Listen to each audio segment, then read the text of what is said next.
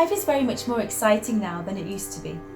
You see, I have something more to expect, to look forward to watch. I really do eat better, and I'm more quiet than I was. John is so pleased to see me improve. He laughed a little the other day and said I seem to be flourishing in spite of my wallpaper.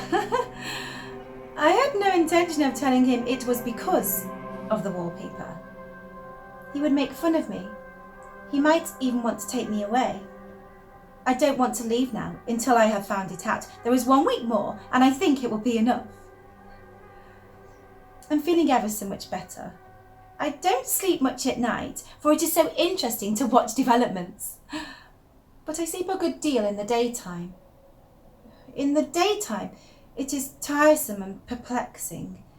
There are always new shoots on the fungus and new shades of yellow all over it. I cannot keep count of them, though I have tried conscientiously.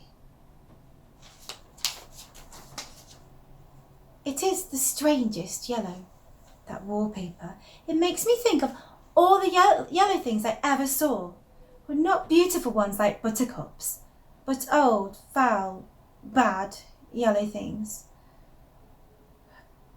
But there is something else about that paper. The smell. I noticed it the moment we came into the room, but with so much air and sun it was not so bad. Now we have had a week of fog and rain, and whether the windows are open or not, the smell is here. It creeps all over the house. I find it hovering in the dining room, skulking in the parlour, hiding in the hallway, lying in wait for me on the stairs. It gets into my hair. Even when I go out to ride, if I turn my head suddenly and surprise it, there it is, that smell. Such a peculiar odour too. I have spent hours trying to analyse it, to find out what it smelled like. It is not bad at first, and very gentle, but quite the subtlest, most enduring odour I ever met. In this damp weather it is awful. I wake up in the night and find it hanging over me. It used to disturb me at first. I thought seriously about burning down the house to reach the smell. But now I am used to it. The only thing I can think of that it is like is the colour of the paper. A yellow smell.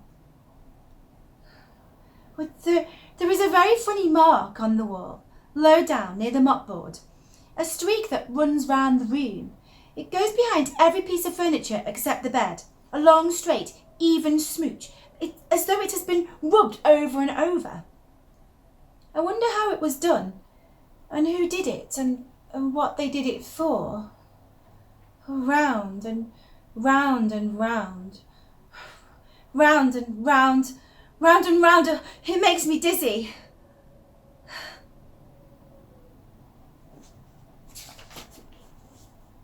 I have discovered something at last. Through watching so much at night, when it changes so, I have finally found it out. The front pattern does move. And no wonder, the woman behind shakes it. Sometimes I think there are a great many women behind it, and sometimes only one. And she crawls around very fast, and her crawling shakes it all over. Then, in the very bright spots, she keeps still. And in the very shady spots, she just takes hold of the bars and shakes them hard.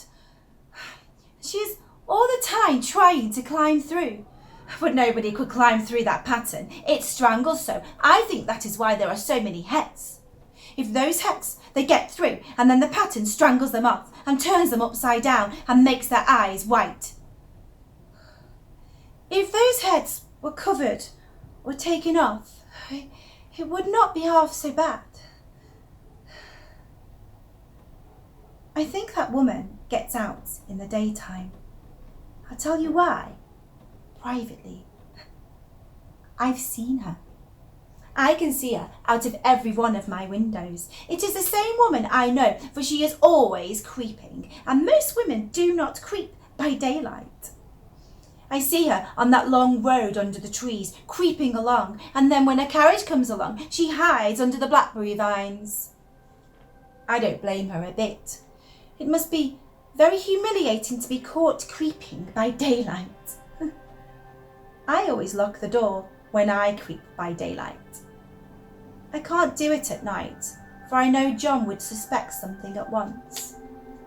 And John is so queer now that I don't want to irritate him.